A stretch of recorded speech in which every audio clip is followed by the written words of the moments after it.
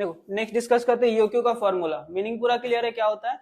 अब economic ordering quantity, EOQ को हम लोग क्या कहते हैं, इकोनॉमिक ऑर्डरिंग क्वांटिटी।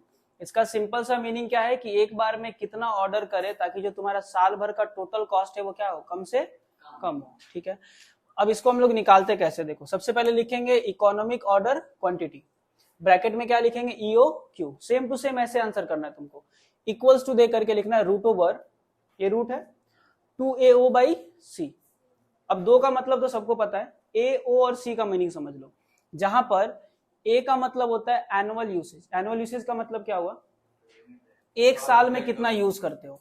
तो यहाँ एग्जांपल ये थी कि एक साल में तुमको 1000 जींस चाहिए, तो यहाँ पर ए के बदले कितना लिखेंगे, 1000 जींस लिखेंगे। क्लियर है ए का मतलब। अच्छा, अब इसमें से 2-3 तुमको थोड़ा क्वेश्चन में घुमाया रहेगा। अगर हम कहते हैं कि एक मंथ में तुम 100 जींस खरीदते हो, सॉरी एक मंथ में तुमको 100 जींस का रिक्वायरमेंट है, तो बताओ एक साल में कितने जींस का रिक्वायरमेंट होगा।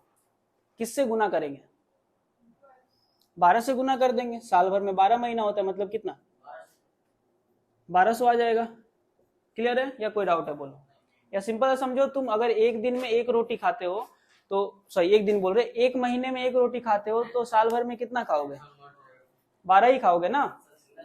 ठीक है, अच्छा मतलब अगर मंथ में दिया हो और ईयर में निकालना हो, मंथ से अगर ईयर में निकालना हो तो किससे गुना करेंगे, 12 से।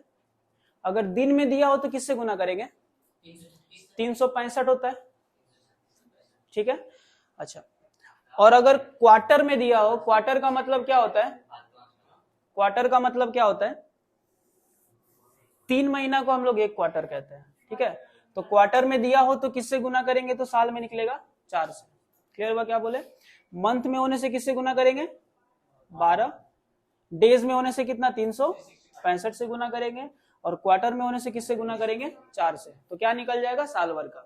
लेकिन अगर क्वेश्चन में साल भर का दिया हो तो क्या किसी से गुना करेंगे, डायरेक्टली लिख देंगे। क्लियर है। दूसरा आते हैं ordering cost per order. Ordering cost per order का मतलब क्या होता है कि एक ऑर्डर का कितना खर्च लगता है। ये तुमको क्वेश्चन में एकदम क्लियर कट लिखा रहेगा कि ऑर्डरिंग कॉस्ट पर ऑर्डर इतना है। ठीक है, उसको तुमको बताने का जरूरत है नहीं। और लास्ट में आते हैं carrying cost per unit per annum, मतलब एक जींस को एक साल रखने में कितने का खर्च पड़ता है। ये तुमको क्वेश्चन में कैसे दिया रहेगा, देखो लिखा रहेगा एक जींस का प्राइस है 100, अभी किया ना हम लोग, एक जींस का प्राइस है कितना 100, और रखने का खर्च बोलेगा 10%, यही परसेंटेज में दिया मिलेगा तुमको क्वेश्चन में। एक जींस का खर्च कितना है 100 और रखने का खर्च है कितना 10%, तो कैरिंग कॉस्ट कितना हो गया, 100 का 10%, 10/100 कितना आ गया। क्लियर है। इन तीनों को अगर तुम निकाल लेते हो क्वेश्चन से तो आगे बनाना कुछ नहीं है। ठीक है, अब आते हैं क्वेश्चन करते हैं हम लोग। क्वेश्चन नंबर 16, क्वेश्चन पे फोकस करो। अच्छा, क्वेश्चन नंबर 17 से स्टार्ट है। ठीक है, तो हम ये क्वेश्चन नंबर 17 ही बना रहे हैं। 17 में क्या क्या गिवन है उस पर गौर करते हैं। 17 नंबर क्वेश्चन में है, फ्रॉम द फॉलोइंग इंफॉर्मेशन, जो इंफॉर्मेशन दिया हुआ है, कैलकुलेट इकोनॉमिक ऑर्डरिंग क्वांटिटी। क्या निकालना है, इकोनॉमिक ऑर्डरिंग क्वांटिटी निकालना है। ठीक है, अब इस क्वेश्चन में देखो लिखा हुआ है consumption of material per month.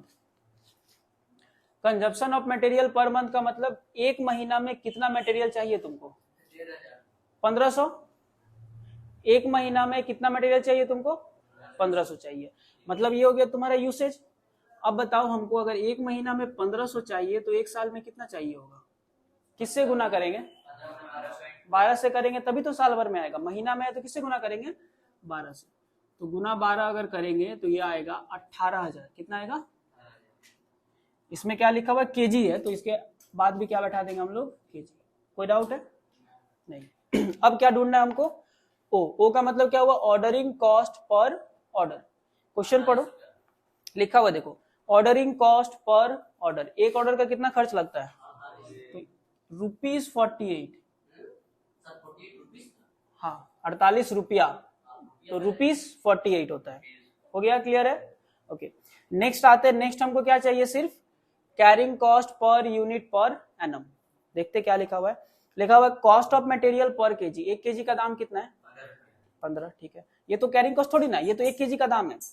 नीचे में लिखा हुआ है कैरिंग कॉस्ट कितना परसेंट, एवरेज इन्वेंट्री का मतलब हुआ 1 केजी के प्राइस का। 8% तो निकालेंगे, बट किसका निकालेंगे, 1 केजी का दाम कितना है यहाँ पर 15 है ना, तो क्या करेंगे हम यहाँ पे 15 का 8%, मैंने 15 गुना 8 बटा कितना 100। परसेंटेज जब हटता है तो नीचे में कितना आता है 100, ये पता है, क्लियर है। तो 15 गुना 8 बटा 100 जब कैलकुलेट करेंगे तो आएगा 1.20, ठीक है। क्या लिखेंगे हम लोग, रुपीज 1.20। बोलो कोई डाउट है इसमें? 3 चीज निकल गया, ए निकल गया, ओ निकल गया और सी। यही 3 चीज तुमको क्वेश्चन से निकाल लेना है। अब ये निकालने के बाद देखो ए आ गया, ये ओ आ गया और ये सी आ गया, ठीक। अब क्या करेंगे हम लोग, इस फॉर्मूले में बैठा देंगे देयरफॉर, इसको कहते हैं देयरफॉर, ठीक है। ईओक्यू, ईओक्यू का मतलब क्या हुआ, ये इसका मतलब रूट था, देखो वहां पे था ना रूट, तो रूट बैठा दिए, सेम लाइन वैसा टान दिए।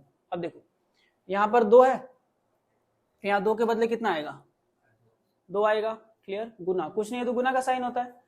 फिर क्या है ए के बदले कितना बैठाएंगे, यहाँ पे ए के बदले कितना लिखा हुआ है 18,000, तो यहाँ पर कितना पुट कर देंगे हम लोग 18,000।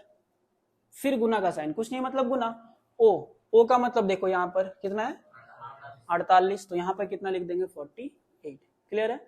इसके बाद नीचे में क्या है सी, और सी का मतलब हम लोग कितना निकाला है 1.20, ठीक है 1.20 हो गया। अब तुम्हारा काम है इसको सॉल्व करना, कैलकुलेटर को लगेगा यहाँ पे, तुमको क्या करना है कैलकुलेटर में लिखोगे पहले 2 गुना 18,000 गुना 48, तीनों को गुना कर लिए। अब क्या करेंगे, इसका मतलब क्या है भागा, डिवाइड करेंगे, भागा 1.20, क्लियर। ये आता है 1,14,40,000 आया, ठीक है 14,40,000 आया। उसके बाद देखो यहाँ पर साइन किसका है, रूट का है ना, क्लियर। ये सारा कैलकुलेशन अंदर का करने के बाद तुमको कैलकुलेटर में एक रूट का साइन मिलेगा, समझा। देखो यहाँ पर इधर रूट का साइन है, बाकी कैलकुलेटर में यहाँ पर भी हो सकता है। रूट के साइन को तुमको क्लिक करना है, ठीक है। रूट को क्लिक कर दिए तो रूट निकल गया, आया 1200, कितना आया 1200। तो इसके बदले हम क्या लिख देंगे इक्वल्स टू 1200 kg। मतलब ये कहना क्या चाहता है कि एक बार में कितना खरीदोगे तो तुम्हारा कॉस्ट कब सबसे कम पड़ेगा, 1200 खरीदोगे तो तुम्हारा कॉस्ट क्या पड़ेगा सबसे कम। इस क्वेश्चन का आंसर बस इतना ही था, क्लियर है कैसे निकाले। लेकिन एक दो चीज एक्स्ट्रा हम बता देते जो कि आगे के क्वेश्चन में काम आएगा। ये था मेरा 1 नंबर। 2 नंबर में निकालते हैं, बताओ नंबर ऑफ ऑर्डर कितना होगा, सिंपल से सोच के बताओ। हम क्या बोले, तुमको 1 साल में खरीदना कितना 18,000, एक बार में कितना खरीद रहे हो 1200, तो कितनी बार ऑर्डर देना पड़ेगा, भाग देंगे। ये नॉर्मल एग्जांपल लेते हैं ना, मान लो कि तुमको साल भर में 1000 जींस चाहिए, कितना जींस चाहिए 1000, एक बार में 100 खरीदो, कितनी बार ऑर्डर दोगे 10 बार दोगे ना। कैसे निकाला, साल भर में कितना चाहिए बटा एक बार में कितना खरीद रहे हो, यही तो इससे इसको भाग देंगे। यहां भी क्या करेंगे, साल भर में कितना चाहिए 18,000 और एक बार में कितना ले रहे हैं हम, भाग देंगे तो आएगा। तो फॉर्मूला क्या हो गया इसका, एनुअल यूसेज डिवाइडेड बाई कितना EOQ, क्लियर हुआ। फॉर्मूला क्या बैठा है, हम 18,000 से ना इसको भाग दे रहे हैं, तो 18,000 का मतलब क्या हुआ एनुअल यूसेज, और ये 1200 का मतलब क्या हुआ EOQ, बस वो चीज लिख दिए। अब क्या करेंगे यहाँ पे इक्वल्स टू दे करके क्या लिख देंगे 18,000 बटा 1200 इक्वल्स टू कितना हो जाएगा, कितनी बार देना पड़ेगा ऑर्डर 15 ऑर्डर। कोई डाउट है तो बोलो, नहीं है, हो गया। अच्छा एक और चीज बताते हैं, 3rd नंबर पे आते हैं। इसको कहते हैं हम लोग time lag between two order,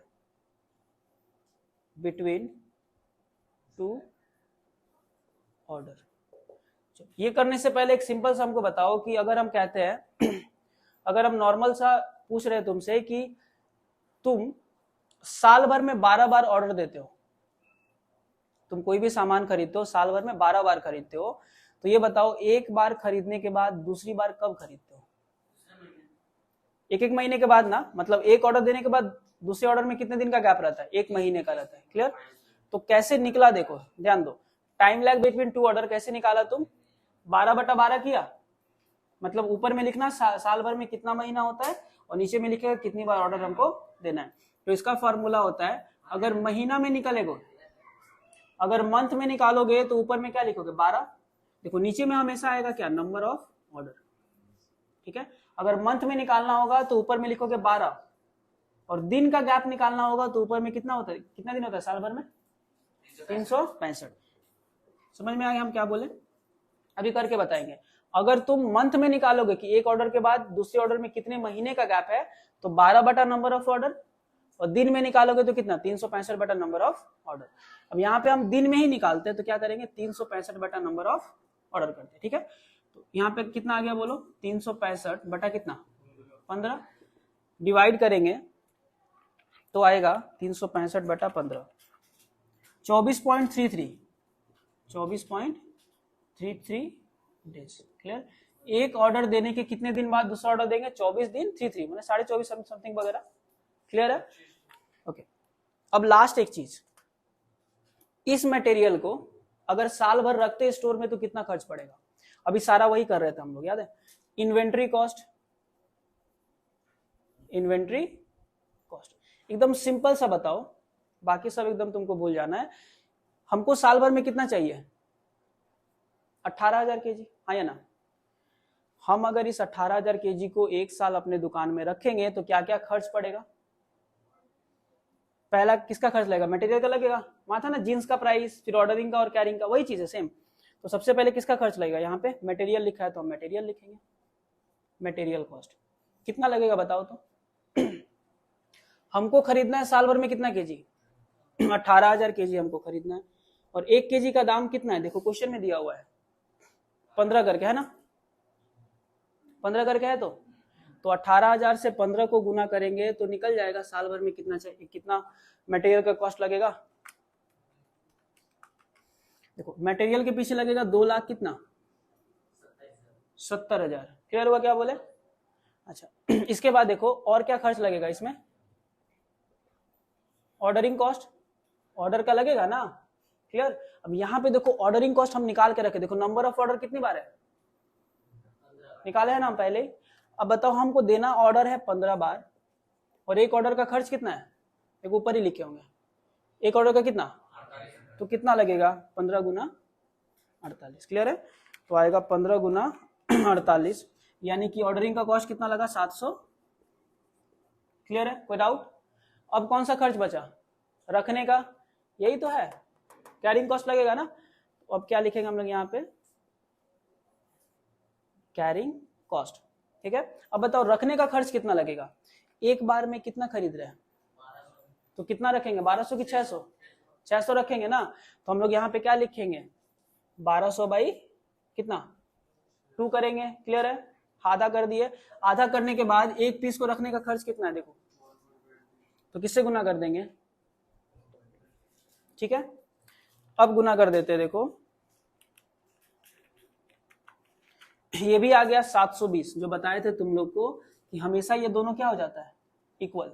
मतलब जहां पर ये ऑर्डरिंग कॉस्ट और कैरिंग कॉस्ट बराबर हो गया ना, मतलब समझना तुम्हारा टोटल कॉस्ट क्या हो जाएगा सबसे कम। तो ये कितना आएगा 27,000 plus sorry 2,70,000 plus 720 plus 720, ultimately आ गया 2,71,100 2,71,440। समझ में आया अल्टीमेटली हम लोग क्या निकाले, फिर से बता दे रहे, ध्यान से सुन लो। हम लोग निकाल रहे economic ordering quantity. As per question हमको बनाना था सिर्फ 1200 तक, हम ये एक्स्ट्रा बताए क्योंकि अगर एग्जाम में आ गया एक्स्ट्रा तो, बट एग्जाम में ज्यादा नहीं आता है नंबर ऑफ ऑर्डर और टाइम लैग यहां तक कम एकदम आता है, ये वाला नहीं देता है, बट ये वाला भी वैसा कुछ टफ तो है नहीं, ठीक है। अब फिर से देखो बता देते हैं, जब भी इकोनॉमिक ऑर्डरिंग क्वांटिटी निकालेंगे तो यहां तक पूरा का पूरा सेम लिख देना फॉर्मूला। फॉर्मूला लिखने के बाद तुमको क्वेश्चन में क्या ढूंढना है, ए, ओ और सी ढूंढना है, ठीक है। ए ढूंढोगे, मंथ में रहेगा तो 12 से गुना कर दिए थे तो आ गया, ओ भी आ गया और सी भी आ गया।